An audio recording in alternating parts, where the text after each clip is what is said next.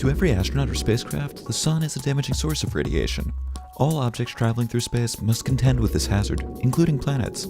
Even the moon has the scars to prove it. New NASA research suggests that some of the coloration we see on the moon could actually be a form of sunburn. The leading hypothesis is that the magnetic fields are blocking some portion of the solar wind from reaching the surface.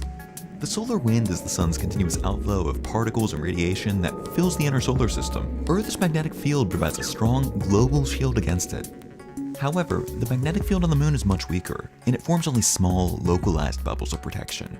In these spots, the sun's particles can be reflected back into the solar wind or funneled to nearby regions. The shielded areas under the magnetic field form pale swirls. Those bordering parts become darker. The contrast is so prominent, we can actually see it from Earth. The magnetic fields in some region are locally acting as this magnetic sunscreen.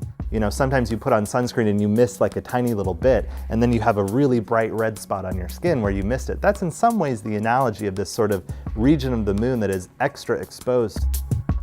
Unfortunately, the moon's patches of magnetic field are not robust enough to completely protect human explorers from the sun's radiation. But further study of lunar magnetic fields could lay the groundwork for future innovations. Well, what if we got a strong enough magnetic field that perhaps we could produce artificially?